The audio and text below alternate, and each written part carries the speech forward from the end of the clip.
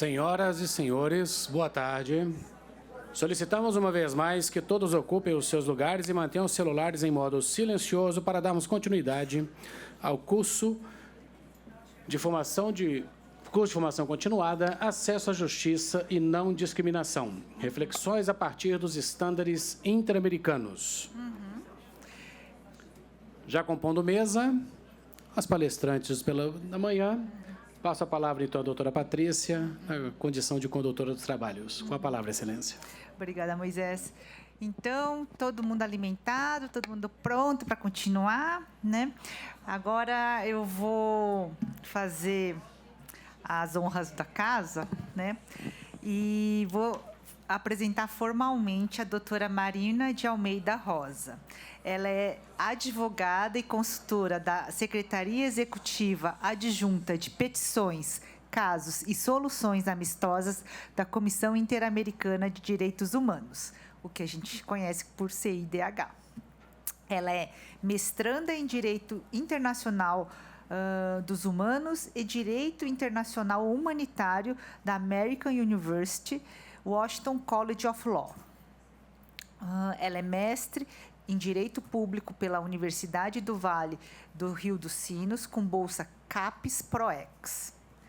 Ela é ainda especialista em Direito Internacional pela Universidade Federal do Rio Grande do Sul, graduada em Direito pela Fundação Escola Superior do Ministério Público e professora convidada de Direito Internacional em cursos de graduação e pós-graduação em universidades do Brasil, Argentina e Colômbia, e agora integra o time de docentes da ENAMAT. Então, tem a palavra. Eu acho que vocês me escutam, né? Então, retornando, eu vou retornar um pouco mais calmo, porque a gente não tem um almoço correndo para a gente ir. Acho que vocês também já me identificaram meu meu gaúcho, mas para a gente conversar, então, sobre os estándares interamericanos relacionados ao direito e ao processo trabalhista e qual é a correlação deles com a não discriminação, a minha ideia é a gente discutir novamente alguns pontos. 3 pontos. O direito ao trabalho no sistema interamericano, quais são as previsões normativas e qual é o reconhecimento, a virada jurisprudencial, porque antes, pela manhã, eu levantei pelo menos uns 2 casos dizendo, mas aqui a Corte não trabalhou e não analisou o direito ao trabalho. Por quê? Por que a gente não examinou o direito ao trabalho digno quando a Corte examina a Fazenda Brasil Verde contra a Brasil? E, num terceiro momento, a gente examinar os temas específicos de direito ao trabalho e direito à não discriminação. Então, o tratamento dado ao direito ao trabalho, ao processo trabalhista no sistema interamericano, ele é bem interessante. A previsão normativa principal do sistema interamericano é a Convenção Americana sobre Direitos Humanos. Ela é um tratado de 1969, que foi pensado desde uma perspectiva de direitos. Eu não sou muito fã das categorias dimensão, geração, mas desde uma categoria de direitos de primeira dimensão. É um tratado que vocês abrirem, ele vai ter um catálogo longo de direitos civis e políticos e uma única cláusula de direitos econômicos, sociais, culturais e ambientais, que é o artigo 26. E esse artigo 26, a gente vai analisar ele depois, ele vai dizer que são obrigações progressivas. Isso vai ser problemático. Por outro lado, a gente tem o Pacto de São Salvador, que é o pacto... o protocolo facultativo, a Convenção Americana em matéria de direitos econômicos, sociais, culturais e ambientais, que ele sim vai abordar todos os direitos que a gente conhece em direito constitucional, como direitos de segunda dimensão, talvez até de terceira, se a gente quiser puxar um pouco. Mas ele tem um problema. Ele é um tratado que estabelece cláusulas gerais e não permite a justiciabilidade de todos os direitos. O que isso significa? Por mais que ele tenha cerca de 30 artigos com rol de direitos, nem todos esses artigos podem ser demandados internacionalmente e, consequentemente, a Corte Interamericana não pode reconhecer violação a todos esses artigos, o que é um problema, porque o direito ao trabalho é um direito que, quando o tratado foi pensado de uma forma muito progressiva, ele tem que ser garantido progressivamente, então não se podia demandar diretamente o direito ao trabalho com previsão no Pacto de São Salvador. A gente vai ter a Declaração Americana, que vai ter uma previsão de direito ao trabalho, a Carta da OEA. Essas fontes vão ser de dois momentos, né? Os tratados, que são os dois primeiros, Convenção Americana e Pacto de São Salvador, obrigatórios. Não é porque ele não é justiciável no plano internacional, que ele não é obrigatório no direito interno. Uma coisa é a possibilidade de você exigi-lo perante um tribunal internacional, e outra é a possibilidade de exigir aquele direito num tribunal interno. A gente já vai entrar no texto dele para ver. E a gente tem as declarações, como a Declaração Americana, cuja obrigatoriedade não há. Ela é um documento de soft law, como nós falamos em direito internacional, que os Estados poderiam cumprir ou não. Então, a gente vai ter dois temas para discutir: exigibilidade do direito e progressividade. Porque todos os direitos econômicos, sociais, culturais e ambientais, quando os tratados foram elaborados, quando a gente analisa os trabalhos preparatórios, os Estados não tinham a intenção de se responsabilizar por eles de forma imediata. Todos eles teriam caráter programático. E a gente vai ter um terceiro momento, que são os órgãos competentes, né? Quem analisa e quem cria esses estándares em matéria de direitos humanos e direito ao trabalho, quem interpreta esses tratados de forma a criar um estândar de direito ao trabalho. O primeiro órgão é a Comissão Interamericana de Direitos Humanos. O Thiago apresentou a comissão e apresentou a REDESC, a Relatoria Especial sobre Direitos Econômicos, Sociais, Culturais e Ambientais, cujo relator é o uruguaio Javier Palomo. Javier Palomo esteve no Brasil em dezembro do ano passado com parte da equipe da relatoria para analisar os impactos da seca aqui em Manaus e das chuvas no Rio Grande do Sul. É uma relatoria extremamente aberta, que sem nenhuma dúvida estaria totalmente disposta a colaborar com vocês. Eu não falo em nome do Javier, mas conhecendo o colega, é uma pessoa extremamente aberta, extremamente disposta. Ele fala português. É uma das poucas pessoas não brasileiras que fala português dentro do sistema. Então, é um caminho aberto. E também existem algumas possibilidades de cooperação com a REDESC, seja de cooperação para a atividade diária de vocês, seja de cooperação para visitas técnicas e visitas de trabalho à Comissão Interamericana. Atualmente, a REDESC conta com um pessoal associado da Defensoria Pública da União, que é uma defensora pública que está lá por um período de 6 meses para apoiar os trabalhos da REDESC, voltar para a DPU e aplicar na DPU tudo aquilo que aprendeu na REDESC, e também com uma colega do Ministério Público do Trabalho, que também está lá, acho que a Juliana está lá por 10 meses, fica 10 meses, retorna para aplicar no MPT tudo aquilo que aprendeu. E também existem instâncias super curtas, 1 semana, 2 semanas, o que for, assim, de interesse dos órgãos de vocês. Sem nenhuma dúvida, o Palomo vai estar muito disposto a conversar. E a gente tem também a Corte. Então, a gente tem esses 2 órgãos e meio, eu diria, porque a REDESC influencia na Comissão Interamericana. O que a gente tem, né, objetivamente, de documento e de norma sobre o direito ao trabalho no sistema interamericano? O primeiro, assim, literalmente na leitura do tratado, o primeiro artigo que nós vamos ter é a proibição de trabalho escravo. É a proibição de trabalho escravo, trabalho análogo à escravidão, servidão por dívida e tráfico de pessoas. Todas essas proibições estariam previstas no artigo 6º da Convenção Americana. A primeira vez que o sistema se manifesta sobre isso é no caso do Zé Pereira. O Zé Pereira é uma solução amistosa celebrada no âmbito da Comissão Interamericana. Então, é mais ou menos em 2001, o caso é apresentado. A comissão celebra um acordo de solução amistosa. Como isso se deu?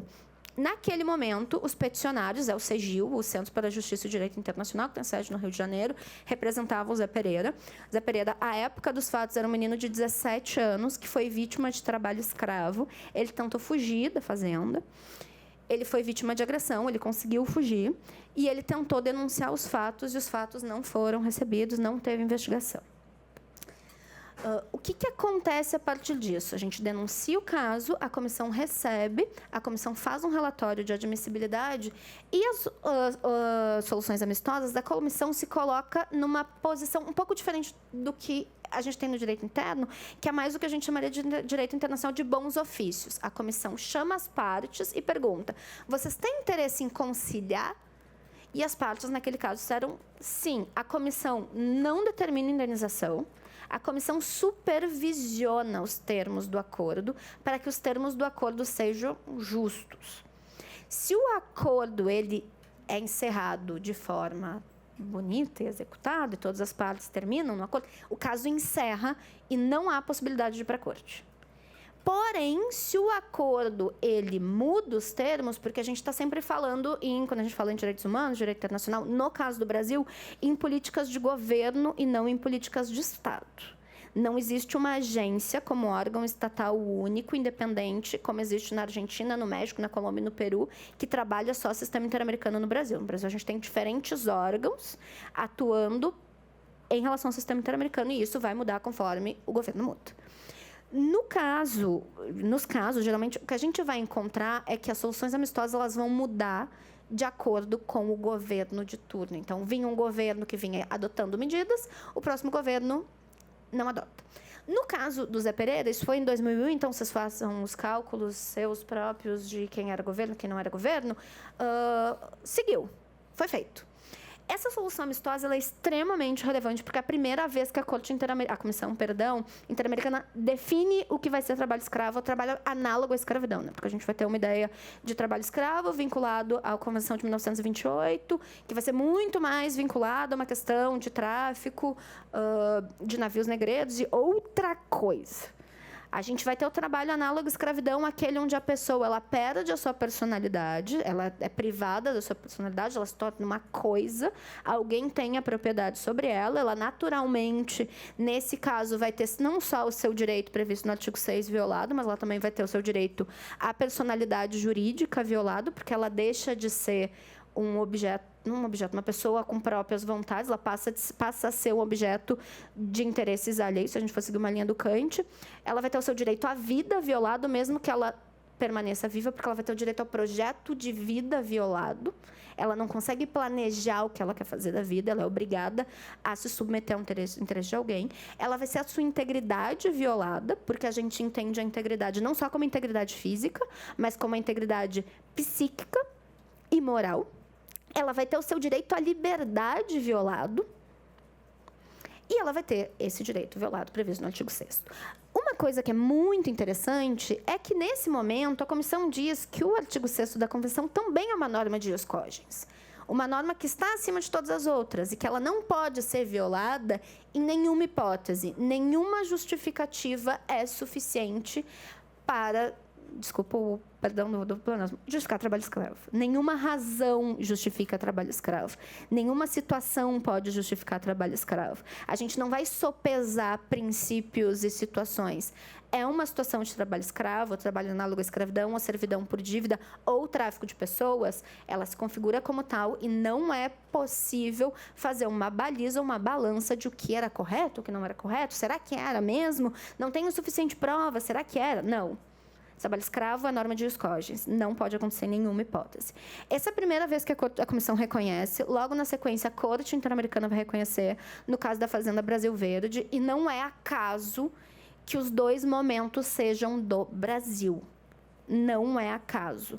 A comissão, pelas outras atividades que o Thiago mencionou com vocês, principalmente pelas suas funções de monitoramento, ela tem 2 relatórios sobre a situação de direitos humanos no Brasil, um de 98 e um de 2021. É bastante tempo. Por que é bastante tempo? Porque a comissão só pode vir no Brasil se o governo brasileiro convida. Se o governo brasileiro não convida, a comissão não vem. Porque o governo brasileiro tem autonomia, tem independência. Então, a comissão só vem por convite do governo brasileiro. E esses relatórios de país, eles só são produzidos após as visitas. Porque a comissão precisa conhecer a realidade para se pronunciar sobre várias situações. E é comum que, nesses 2 relatórios, a comissão se manifesta sobre o trabalho escravo no Brasil. E ela não se manifesta só sobre o trabalho escravo naquele momento, 98 ou 2018. Isso tampouco está nos votos só a data dos fatos. Ela faz um arcabouço histórico, uma revisão histórica de todas as razões que levam à construção do Estado brasileiro, calcado em violência e trabalho escravo, e como determinados grupos de pessoas, sobretudo pessoas negras e pessoas pobres, e muitas vezes com as 2 interseccionalidades, elas são mais propensas a serem vítimas de trabalho escravo. Então, esse é o primeiro momento e o primeiro documento que a gente tem. O fato é que trabalho escravo não é interpretado pelo direito internacional como uma obrigação de direito econômico, social, cultural e econômico. Ele é interpretado como uma obrigação vinculada à liberdade. A gente não tem uma obrigação, como a gente vai chamar de DESCA, Direitos Econômicos, Sociais, Culturais e Ambientais para trabalho escravo. Trabalho escravo é pensado no direito internacional como algo vinculado à liberdade. Liberdade é direito de primeira dimensão, não é de segunda.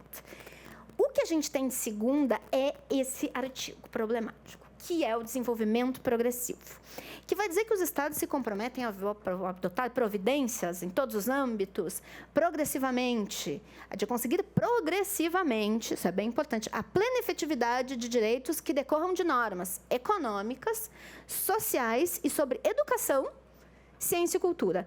Quando os Estados, em 1969, nos trabalhos preparatórios antes, eles discutem e estabelecem essas normas, essa norma especificamente, o que eles querem é criar uma norma programática para direitos econômicos, sociais, culturais e ambientais. Não era interesse dos Estados, em 1969, criar uma obrigação de ser demandado internacionalmente por violação de direito econômico, social, cultural e ambiental, ou seja, de direito ao trabalho. O que eles fazem? É progressivo, tá? Como que se interpretava progressivo? Alguém que vinha recebendo pensão por invalidez e deixava de receber, você está regredindo. Mas o direito ao trabalho, eu nunca tive, então não teve regressão. Fazenda Brasil Verde, você nunca teve direito ao trabalho, então nunca regrediu, porque nunca teve, então é só trabalho escravo. Então, o sistema vai pensando lentamente assim. Paralelo, a gente tem o Protocolo de São Salvador, que eu acho que, para as pessoas que trabalham com direitos econômicos, sociais, culturais e ambientais, que eu posso chamar de DESCA, que é um nomezão, os DESCA, é um grande documento. Assim, quando a gente compara com outros em outras regiões, ele é super progressista, ele é bastante inspirado no Pacto de Direitos Econômicos, Sociais, Culturais e Ambientais das Nações Unidas, mas ele tem um truque. Ele é um tratado que ele vai reconhecer o direito ao trabalho. Então, ele está aqui, o reconhecimento ao direito ao trabalho, tem oportunidade de obter meios para a vida digna e decorosa, meio de desempenho de atividades. Ele se compromete a adotar medidas que garantem a plena efetividade. Essa norma ela é aplicável a nível de direito interno. A gente não tem nenhuma discussão sobre isso. Porém, a gente vai ter o artigo 7, que vai falar das condições de trabalho, como deveriam ser as condições de trabalho. Ela também é aplicável a nível interno, mas a gente vai ter o artigo 8, que são os direitos sindicais.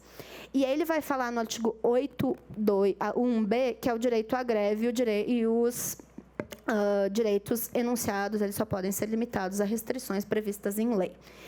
Essa disposição é extremamente relevante, porque eu não incluí, mas a gente vai falar agora, o artigo 12 do Pacto de São Salvador, ele vai dizer que só pode ser denunciado ao sistema interamericano a violação ao direito à greve e à educação, ou seja, não pode denunciar uma violação direta ao direito ao trabalho. E aí a gente fica, porque o que está acontecendo nesse órgão internacional que me obriga a adotar todos esses documentos internacionais, porque eles não tem uma questão de progressividade no direito interno, é um documento internacional, é ratificado, foi incorporado com o status supralegal, tem a obrigação, mas por que o direito internacional não aborda, né? A gente vai ter, complementar essas duas normativas são muito importantes, o direito ao trabalho previsto na Declaração Americana. Por que a Declaração Americana é importante? Porque ela é um documento que orientaria, segundo a Corte Interamericana, na opinião consultiva número 1, que fala sobre outros tratados, todas as obrigações dos Estados, essa é uma parte, e ela orienta aqueles Estados que não ratificaram a Convenção Americana. E aí, os dois estados, existem vários, mas os dois estados principais que não ratificaram a Convenção Americana são Estados Unidos e Canadá. Então, os Estados Unidos e Canadá têm obrigações vinculadas ao direito do trabalho, assim como o Brasil, que decorrem da Declaração Americana. Mas tá, Mariana, muita normativa, onde é que a gente vai chegar? Na Carta da OEA, também vai ter uma previsão do direito ao trabalho, que parece tudo muito paradoxal, porque tantos instrumentos normativos garantem o direito ao trabalho e outros DESCA, e eu não posso demandar ele no âmbito internacional. E aí é o que a gente vem para a virada jurisprudencial. Até 2017, a Corte Interamericana de Direitos Humanos não reconhecia violação direta a nenhum DESCA, exceto educação e greve. Nenhum DESCA, nenhum. Como é que ela fazia? ela tinha uma interpretação completamente restritiva, e eu falo restritiva porque existem muitas correntes de direito internacional, de interpretação de direito internacional sobre o que seria correto e o que não seria correto. Nós vamos dizer que ela é restritiva aqui, de que se o tratado dizia que não era justiciável, ou seja, não era passível de demanda internacional, eu não poderia analisar. Por conta disso, a gente começou a ter uma divergência entre a posição da Comissão Interamericana para a posição da Corte Interamericana. Mais ou menos por 2007, ou seja, 10 anos antes da Corte, a Comissão Interamericana começou a dizer que o direito ao trabalho é um direito de exigibilidade imediata. E a Corte dizia para a gente, em todas as demandas que a gente interpôs, que não. Nem o direito ao trabalho, e a gente tem um outro direito, nem o direito à saúde era um direito de exigibilidade imediata. Ele é progressivo. E progressivo eu preciso analisar a questão de se é adequado ou não, se o Estado tem condições financeiras ou não, quantas pessoas dependem do SUS ou não. E o sistema foi, até 2017, trabalhando dessa forma, até que a gente chega no caso Lagos del Campo contra Peru. O caso Lagos del Campo, o seu Lagos del Campo, era um sindicalista que deu uma entrevista contra a sua própria empresa e ele foi demitido sem que se observassem as garantias inerentes à condição de sindicalista dele. Então, houve essa demissão. Ele tentou demandar no Peru, como vocês já viram, muitos casos de sindicalistas são do Peru, quase todos. Todos esses casos eles estão dentro de um contexto histórico onde o governo autoritário perseguia os sindicalistas. E a gente chega com esse caso e a Corte, inspirada, na minha concepção, em 2 linhas, muda a sua posição. Desde o caso de Ninhos de la Calle contra Guatemala, que isso é mais ou menos 97, se eu não me engano, 98, 97, a ex-presidente da Corte, ex-comissionada presidente da comissão, a Margaret May Macaulay, que é uma jurista de Serra Leoa, que é radicada na Jamaica e também é jamaicana, ela já dizia que os direitos econômicos, sociais, culturais e ambientais, eles são de exigibilidade imediata. Mas a Macaulay, ela não é muito lembrada, porque a Macaulay é uma mulher negra caribenha.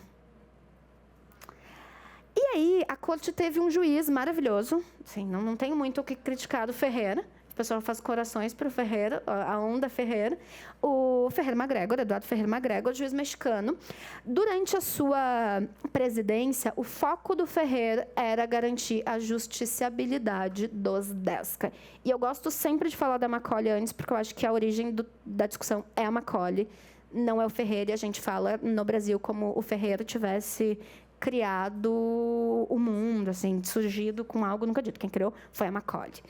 O Ferreira utiliza sua presidência e articulação como presidente para, no caso Lagos del Campo contra Peru, reconhecer por primeira vez, isso é em 2017, que o direito ao trabalho e as garantias sindicais estão previstos no artigo 26 da Convenção Americana e que, se você fala de progressividade, você já presume que aquele direito tem que ser garantido e não é só quando regride.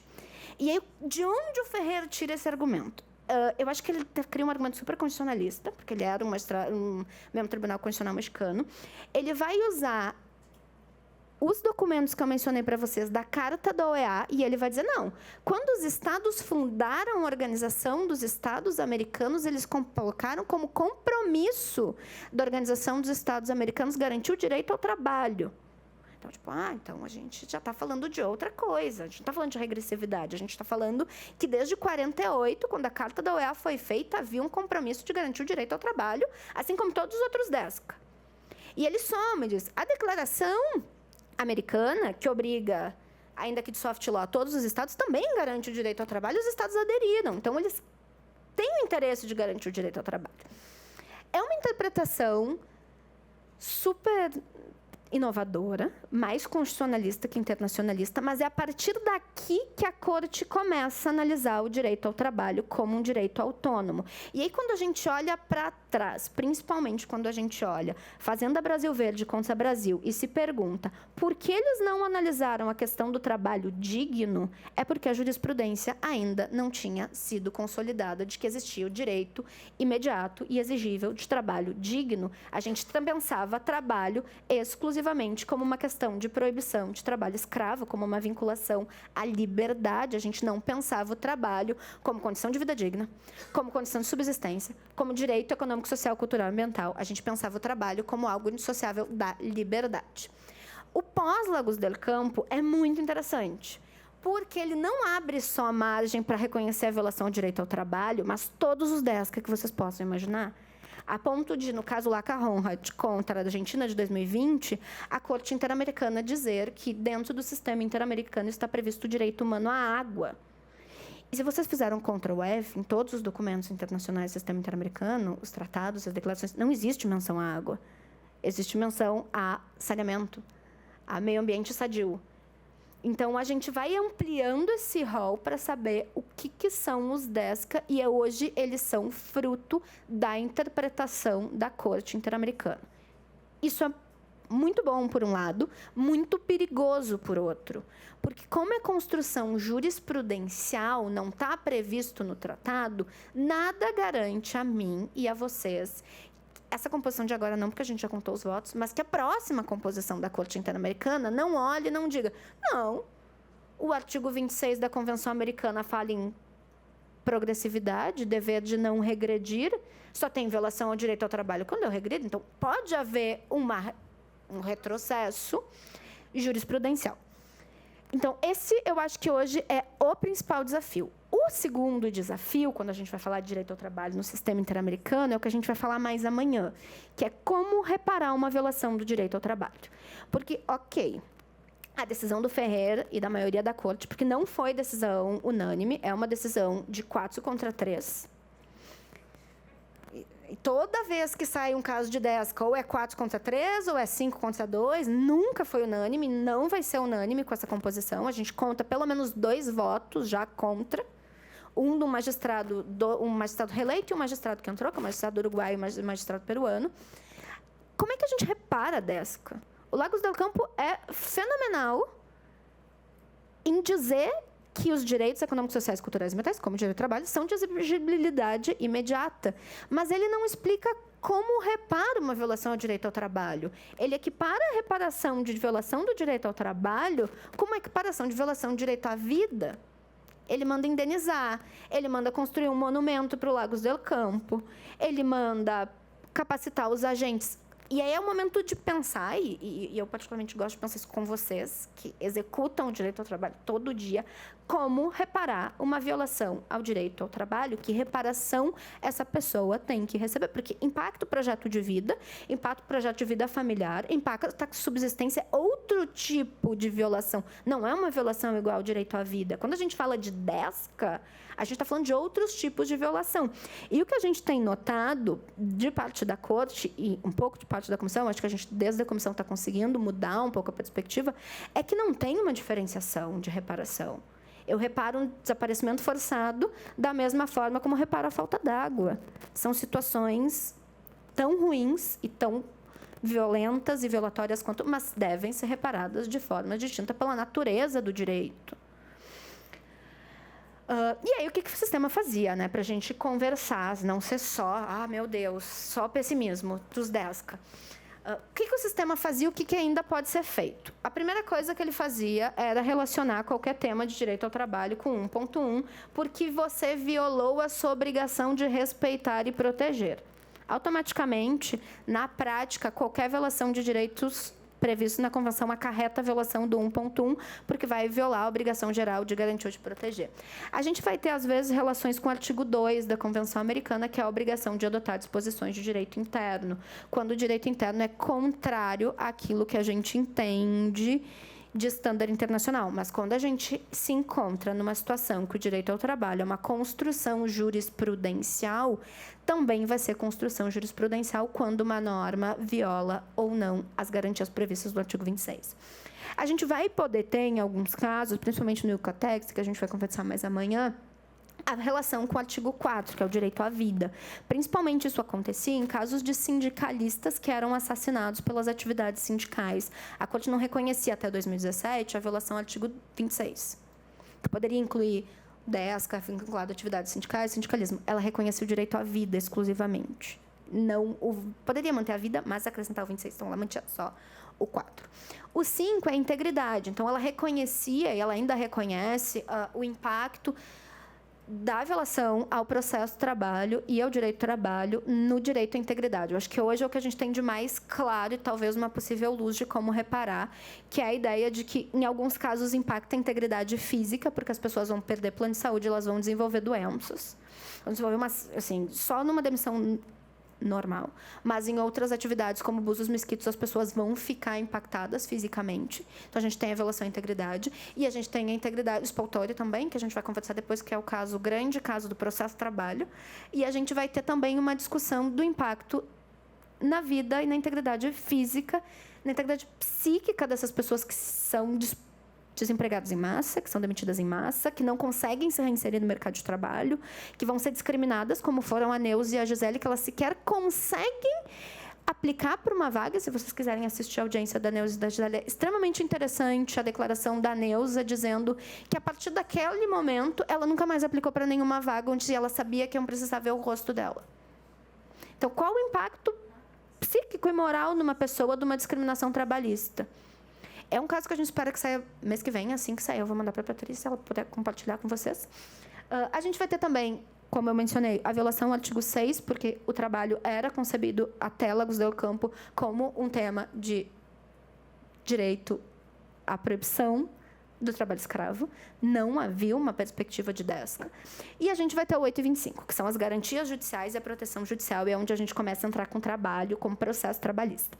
Quando a gente fala em garantias, o Tiago vai abordar muito mais as garantias processuais amanhã, mas a gente fala de algumas garantias básicas que a gente tem no direito brasileiro, que é juiz natural, ampla defesa, mas a gente ainda fala de alguns outros elementos. Como eu mencionei, a gente vai exigir que pessoas migrantes tenham os tradutores, que tenham a notificação para os consulados, e aí eu acho que a gente entra no grande calcanhar de Aquiles de todos os casos do Brasil, que é o direito ao devido processo em prazo razoável. O Brasil hoje tem, se eu não me equivoco, 12 condenações, porque amanhã vai sair a mais recente, um spoiler, amanhã às 14h a gente tem notificação de sentença do caso do Manuel Luiz da Silva. Todos os casos têm impacto direto à demora injustificada nos processos. E aí, para a gente abrir isso, porque vincula também uma pergunta feita pela manhã, que é a relação do prazo razoável. Tem que esgotar recursos internos. Sempre? Não. Você não esgota quando você tem uma situação de não observância do prazo razoável. E aí, o sistema interamericano, às vezes, mesmo sendo parte do sistema, acho que a gente pensa o sistema fora da realidade do mundo. Porque a gente estabeleceu que um prazo razoável são 5 anos para trânsito em julgado. O que é impossível. Então, se estabelecem alguns critérios. Para a gente analisar se o prazo do processo ele é razoável ou não, a gente tem elementos para examinar. A primeira é a complexidade da causa. O quão complexo o processo é. O sistema hoje analisa a complexidade da causa exclusivamente a partir do número de pessoas afetadas, de demandantes, no caso de vocês, e de testemunhas. Geralmente, a gente faz essa análise mais em processos penais, que vão ser o número de vítimas, número de testemunhas. Então, é esse inicial, assim, quantas pessoas tem. Segundo, a gente vai ter que analisar a atividade processual da parte interessada. O que é isso? Se o representante, o advogado, ele foi diligente ou não. A gente sabe que, sobretudo quando era processo físico, por muitas vezes as pessoas levavam os processos físicos para os seus escritórios, e certamente o pessoal das secretarias de vocês tinha que oficiar e pedir que, por favor, fosse devolvido o processo. A gente sabe que alguns demandantes utilizam de alguns recursos para postergar. Utilizam de embargos, agravos. Então, a gente precisa saber se a pessoa que está alegando que teve uma demora injustificada, ela não apresentou 10 embargos. Porque não tem como fazer um processo rápido quando você tem 10 embargos para julgar, quase todos iguais. Só que a gente também vai analisar a conduta das autoridades envolvidas. Então, a gente vai ter que analisar se os juízes cumpriram os prazos, se eles foram diligentes, se era o caso ou não de antecipar o julgamento, por exemplo, se se tratava de uma pessoa idosa, uma pessoa com deficiência, se envolvia trabalho infantil, no caso de vocês, para antecipar. E a gente vai ter que analisar o que, para mim, é o principal elemento e que os outros quase que carecem de relevância quando a gente analisa esses, que é qual é o impacto da demora na vida da parte interessada. A nossa forma de explicar e discutir isso não é, geralmente, pelo seu trabalho, é geralmente por 2 exemplos, um pouco estapafúrdios, mas são 2 exemplos. Uma briga de vizinhos que vai para o judiciário, ela não vai impactar tanto na vida das pessoas, na demora, quanto um transplante de coração. Quanto alguém que está discutindo com o plano de saúde, se o plano de saúde autoriza ou não. Eu acho que, no caso de vocês, os impactos que vocês têm é que situação de vulnerabilidade essa pessoa se encontra. Qual a idade da pessoa, se a pessoa desenvolveu algum tipo de enfermidade pela atividade laboral, qual era o risco, qual não era o risco. Cada caso vai ser um caso e, a partir disso, a gente analisa o impacto e a demora. Se demorou, se não preenche esses requisitos, você diz, a parte atuou com a devida diligência, eram 2 pessoas, não dá para demorar muito, o juiz ou a juíza, ou o desembargador ou o promotor, se a gente está falando de processo penal, não foi muito diligente, e ainda por cima era uma criança vítima de trabalho escravo que esperou 20 anos o processo. Vai ser exceção ao esgotamento, vai ter responsabilidade por não garantia de devido processo no prazo razoável. De todos os casos do Brasil que nós temos hoje com condenação, sem nenhuma exceção, todos tiveram exceção ao esgotamento dos recursos internos por demora injustificada e todos levaram à condenação do Brasil. E aí, em prazos, nenhum deles o processo tomou menos de 15 anos. A gente tem processos que, por exemplo, os processos vinculados à ditadura civil-militar, que tramitam porque, né, o Ministério Público teria a obrigação de ofício investigar e processar, tramitam há mais de 60 anos sem acesso à justiça. Então, a gente está falando desse tipo de demora. Eu ainda não encontrei, no caso do Brasil, especificamente, com jurisdição trabalhista, um caso. A gente já trabalhou com 3 casos de trabalho escravo, que um dos casos a gente vai conversar amanhã, que é a Fazenda Boa Fé Caru, é um caso de trabalho escravo que a comissão admitiu, hoje ele está prestes a ser votado, que é um caso que existia trabalho escravo desde 1970. De 1970 a 2010, e o Ministério Público do Trabalho conhecia desse fato. Então, não tem como dizer que a falta de uma investigação ela cumpriu com estándares de prazo razoável. A gente tem mais de 40 anos, eu sou meio ruim das contas, mas uns 40 anos de negligência, de falta de acesso à justiça.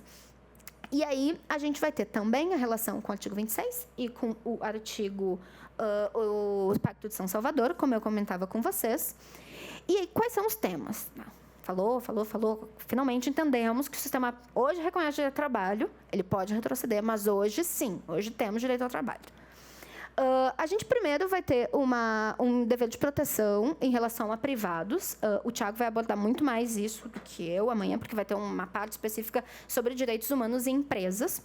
O sistema interamericano ele já consolidou, e é muito interessante um caso que a gente enviou no final do ano passado, no início desse ano, para a Corte Interamericana, que é o caso da Clínica Pediátrica da região de Lagos, contra o Brasil.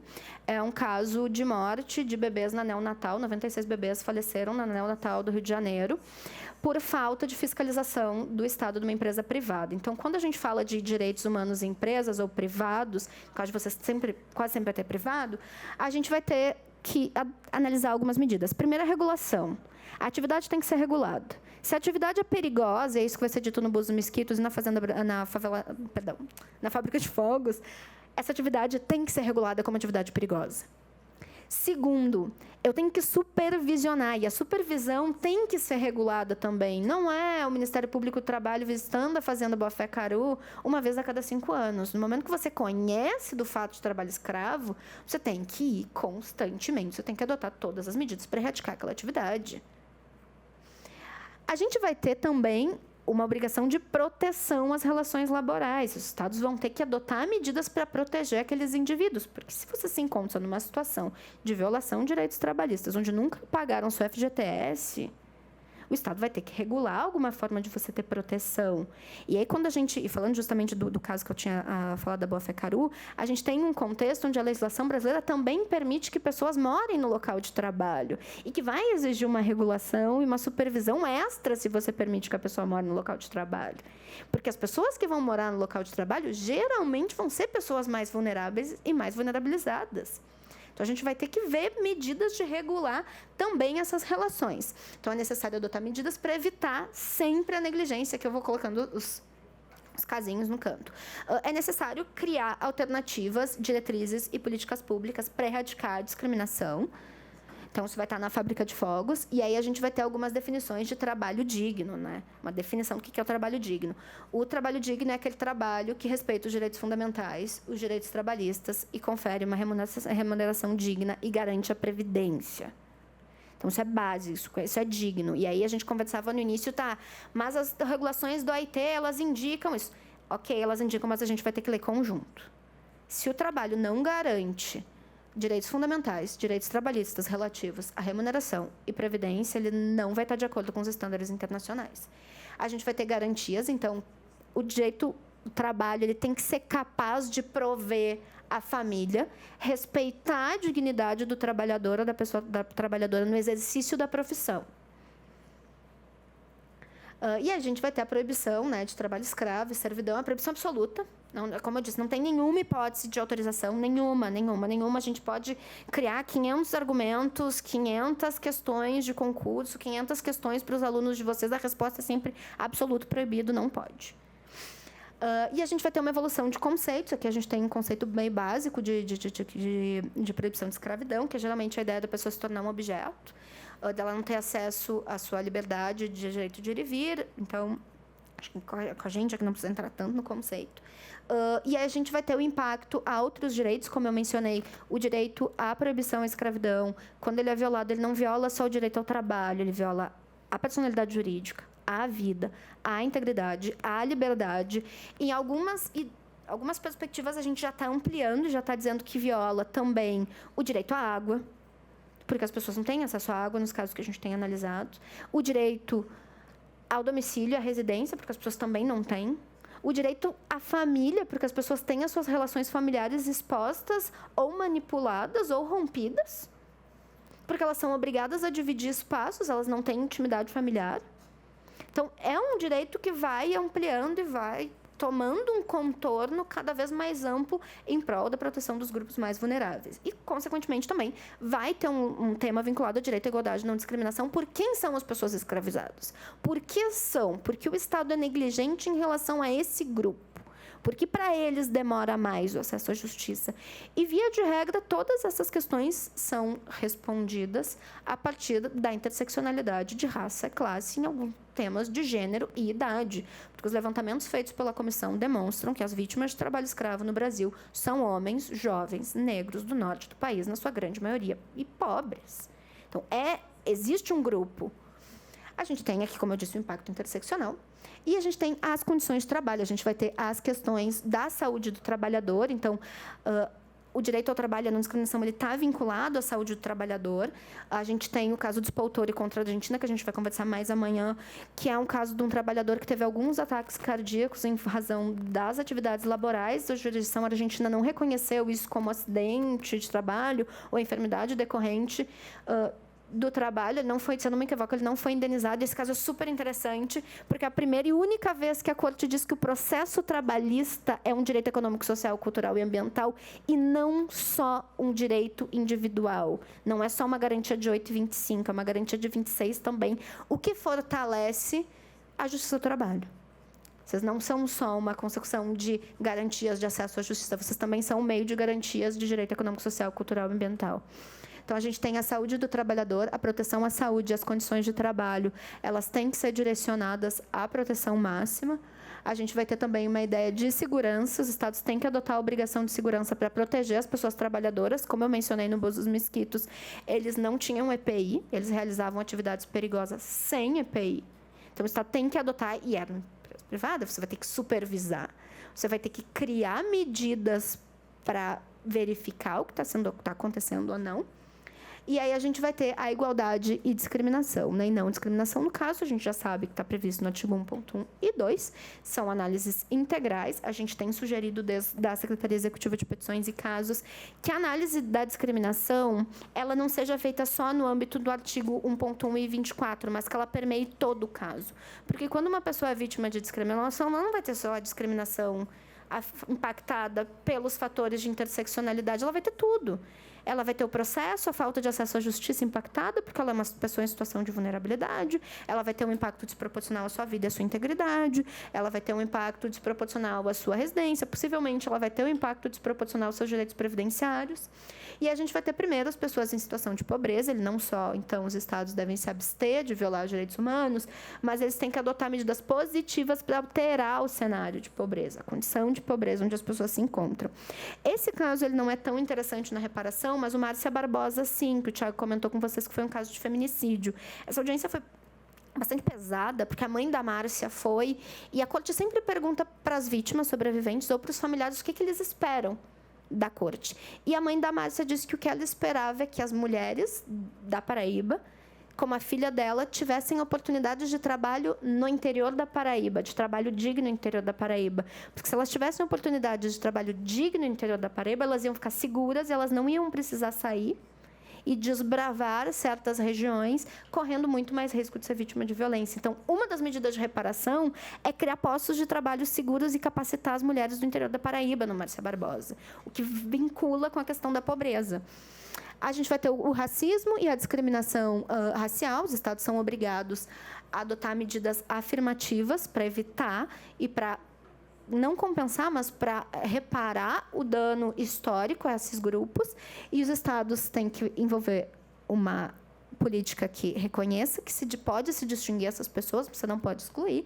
A gente tem o caso Simone Andrade, que é da comissão, que é bastante parecido com a Neuza e com a Gisele, então eu sempre cito a Neuza e a Gisele, mas sem esquecer da Simone. Simone é pioneira no tema. A gente tem a nacionalidade, que vai ser, no caso na comissão, que é o Margarita Cecília Barbeira, e depois a gente tem o Hendricks. O Margarita Cecília Barbeira é para dizer que as pessoas migrantes elas não podem ser discriminadas pela sua condição migratória, perdão, nacional. Uma pessoa nacional ela não pode ser discriminada por ter executado um curso de graduação no exterior. Então, se uma pessoa é médica brasileira, ela se forma médica no exterior, ela deveria poder revalidar seu título e exercer sua profissão no Brasil. O Hendricks é o diferente. O Hendricks é um caso de não responsabilidade da Guatemala. Sim. Porque o Hendricks ele é um cidadão estadunidense que fez faculdade na Guatemala e, nesses países da América Central, você faz faculdade de Direito, você pode ser advogado ou notário, que seria registrador público. E ele queria ser notário. E a Constituição da Guatemala diz que apenas pessoas nacionais, de origem, do início, podem ser notárias, e o Hendricks se naturalizou e ele não podia ser notário. A corte decide que não tem discriminação. Eu discordo da corte, eu acho que tinha discriminação, porque não se justificava por questões de segurança nacional o Hendricks não poder ser notário. O voto do juiz brasileiro Rodrigo Mudrovich é extremamente interessante sobre por que há discriminação e qual o impacto dessa discriminação no direito ao trabalho do Sr. Hendricks, mas a corte resolveu que ele não era responsável. Aqui são as pessoas em situação de mobilidade humana e a impossibilidade de discriminar ou não reconhecer relação laboral pela falta de autorização para trabalho ou pela condição migratória. Não é porque é um trabalhador migrante, como nós vamos dizer, irregular, que, se eventualmente vocês fossem analisar o caso, vocês vão dizer, não, ele não tem uma CTPS. Então, eu não vou reconhecer o vínculo trabalhista. A gente sabe que a justiça do trabalho brasileira já é bem mais progressista que vários outros países nesse tema, mas foi necessário a corte dizer isso em 2003, na opinião consultiva, para informar também os Estados Unidos que as pessoas migrantes, independente da sua posição migratória, elas trabalham, elas têm direitos como pessoas trabalhadoras migrantes. Aí a gente também segue a questão, incluindo a situação irregular, eles têm que ter acesso a meios eficazes para reivindicar os seus direitos, o que muitas vezes vai ser um dos pontos mais difíceis, porque as pessoas em situação de imigração irregular, elas têm medo de acessar a justiça, porque no momento que elas acessarem, o Estado vai conhecer da situação de irregularidade, então um eventual processo trabalhista não poderia autorizar o governo a deportar alguém. deveria ser conferido todo um arcabouço protetivo para essa pessoa ficar no país ou regularizar a sua situação. Óbvio que a gente vai analisar caso a caso como essa pessoa ingressou, se existe a violação a alguma norma de direito penal, porque a gente está trabalhando mais a imigração como um tema administrativo, não um tema de direito penal, não um tema criminalizante, mas a ideia é que ela não poderia ser discriminada de acessar a justiça. A gente tem também as pessoas LGBTI, a gente traz aqui o caso do Oliveira Fuentes, que a gente tinha conversado no início, que as empresas devem promover políticas de não discriminação. As empresas não podem discriminar as pessoas pela orientação sexual. E a gente vai ter o Flor Freire, que são as sanções aos grupos LGBT que não poderiam ter direito à pensão do cônjuge falecido, por um tema de orientação sexual. Então, a Corte já vem dizendo que esse tipo de prática não é aceitável, que é discriminatório.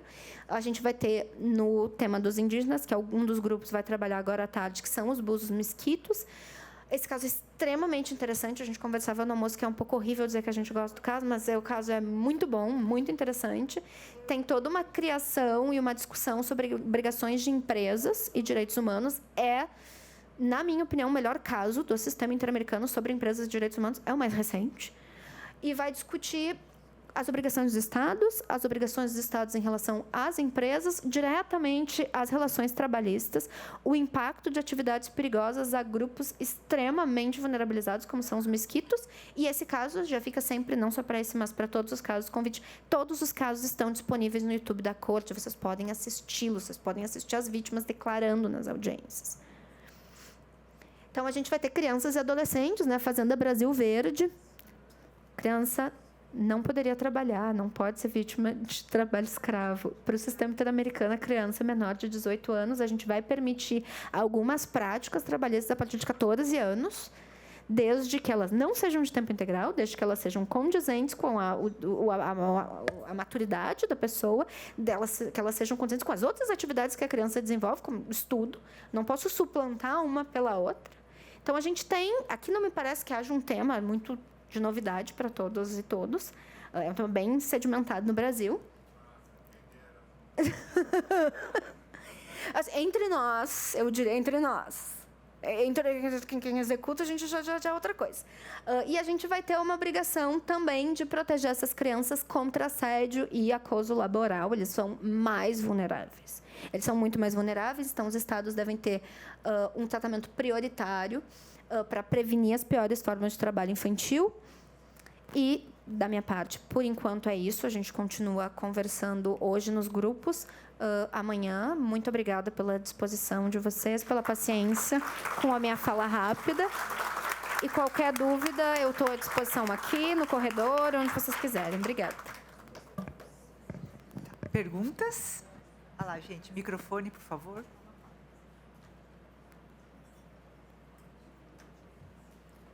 Parabéns, Marina.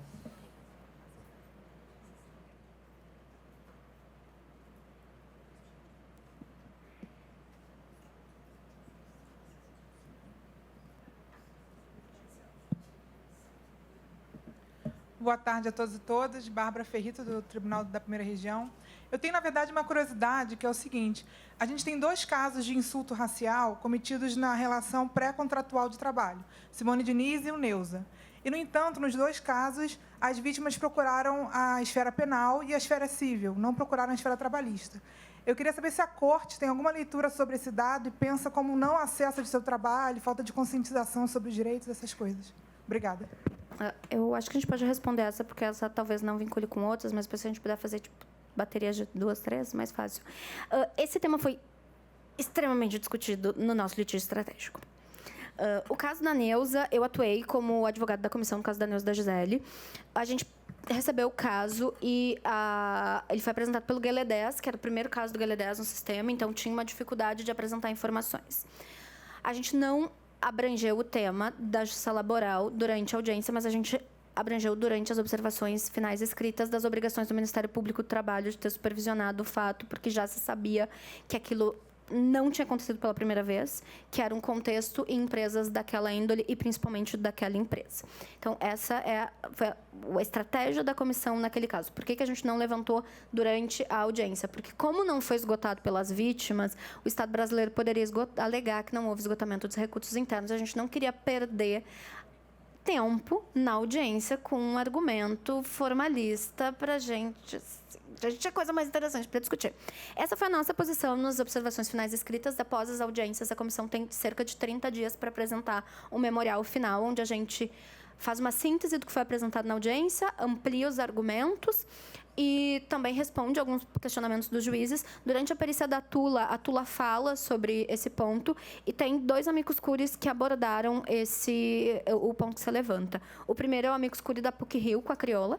A PUC-Rio e a Crioula abordaram não só o tema, mas o contexto de discriminação pré-relação laboral contra mulheres negras, e principalmente mulheres negras em São Paulo, que eu acho que é sempre interessante que você faz, amigos, que você recortar sobre o que a gente está falando do caso. E existe um núcleo antirracista da Universidade Federal do Rio Grande do Sul, que também apresentou um amicus curiae no mesmo sentido, ou seja, a Corte Interamericana está munida de informação para tomar a decisão a respeito. A gente sabe que o voto já está pronto. Cada um dos magistrados, pela primeira vez na história, fez o seu próprio voto sobre o caso, porque é um voto paradigmático, é um caso único. Todos eles fizeram votos. E a gente sabe que eles estão pendentes de tradução. A minha expectativa é que esse caso seja publicado e a gente seja notificado daqui umas 3 semanas, assim, pelo que eu estou contando de calendário. Então, eu acho que em breve a gente vai conseguir definir, se a Corte vai analisar o tema ou não. A gente não analisou por essa razão principal, bem formalista, que eu estou te apresentando. Roselene Nascimento, TRT 15. Em algum momento no início da sua fala, você disse que até 2017 o direito ao trabalho não era considerado pela Corte como de aplicabilidade imediata e que precisou de uma virada jurisprudencial para que isso ocorresse. E aí me ocorreu o seguinte: partindo da lógica de quem deve o mais deve o menos, e se eu preciso esgotar os meios internos, né, como requisito para propor a demanda à comissão, seria possível, eu não sei se o que eu estou falando faz algum sentido, me ocorreu, seria possível a Corte exigir o cumprimento da norma interna, ou, em outras palavras, o direito interno de cada país signatário, ele poderia ser considerado parte do sistema interamericano, ou eu vou precisar ter que repetir o teor dessas normas internas de direitos humanos? Porque, por exemplo, no Brasil, o direito ao trabalho é previsto na Constituição, no artigo 6º e em várias outras normas constitucionais e infraconstitucionais. Não sei se me fiz entender. Sim. Acho que a gente passa para mais uma pergunta e eu respondo as 2. Tem mais alguma? Okay. Boa tarde a todas e todos. Parabenizar a professora e o professor pelas brilhantes exposições. Sou Samuel Morgero, titular da 4ª Vara de Santos. Eu tenho 2 perguntas. Uma é sobre acesso à justiça, que eu vou deixar para questionar o professor amanhã. Eu vou fazer uma breve de um aspecto que passou ali, que me chamou a atenção, a questão do direito sindical, que fala que o Estado não pode intervir no funcionamento do sindicato. Como nós temos o sistema da unicidade sindical, como se relaciona essa questão da unicidade sindical da nossa Constituição com esse direito que foi mencionado de não intervir no funcionamento dos sindicatos? Respondendo à primeira, sim. A Convenção Americana, ela estabelece, se eu não me equivoco, no artigo 29, que quando houver norma mais favorável de direito interno, a Corte Interamericana pode interpretar e aplicá-la. Então, poderia, eventualmente, aplicar normas vinculadas ao direito ao trabalho antes de 2017. Ocorre que a Corte não faz isso de ofício, é preciso que os peticionários demandem. E, por exemplo, no caso da Fazenda Brasil Verde, os peticionários não demandaram. Então, é preciso que ou os peticionários demandem, ou o Estado brasileiro, em um momento de seu maior controle de convencionalidade e reconhecimento da responsabilidade internacional, que nós veremos, diga, por favor, também me sancione pela minha Constituição e pela consolidação das normas trabalhistas. Isso não aconteceu. E não aconteceu, do que eu tenho conhecimento, em nenhum caso vinculado a direito ao trabalho. Isso aconteceu em casos vinculados ao direito à criança, em casos vinculados à Argentina, que é o caso Bulácio, porque a corte, um menino de 19 anos foi colocado numa prisão de adultos e, na época, a Argentina tinha maioridade penal de 21, e ele é colocado na prisão de adultos sob o argumento de que a Convenção Americana reconhece 18 anos, e a corte diz não, não, não. A legislação de vocês era mais benéfica para ele, então, na Argentina, a maior de idade é 21. E é onde eu me recordo. A nível de direito ao trabalho, nunca. E aí, já passando para a segunda e fazendo um pequeno disclaimer. Eu não sou trabalhista, eu não sou sindicalista. Meu conhecimento de direito ao trabalho foi com as aulas do professor Rafael Marques, há muitos anos. E que ele não dava aula de direito sindical, infelizmente. Infelizmente, assim, foi um momento duro. O princípio da unicidade sindical e a não intervenção. O sistema interamericano ainda não analisou nada de sindicato relacionado ao Brasil. Toda essa jurisprudência, ela é consolidada com base no Peru, e eu acho que no Brasil seria bastante diferente. A gente analisaria o princípio da unicidade, as características dos sindicatos no Brasil e uma característica maior, que é uma estabilidade democrática. Os casos em que a gente analisou do Peru são sindicatos completamente destituídos por ordem administrativa, ou onde todos os membros do sindicato, sejam autoridades, sejam pessoas sindicalizadas, são demitidas por fazerem parte do sindicato, ou um terceiro momento, que é o assassinato do líder sindical como forma de coagir as pessoas para que elas deixem o sindicato. O sistema só analisou essas 3 hipóteses. Eu acho que quando eventualmente chegasse um tema do Brasil, seria um pouco diferente.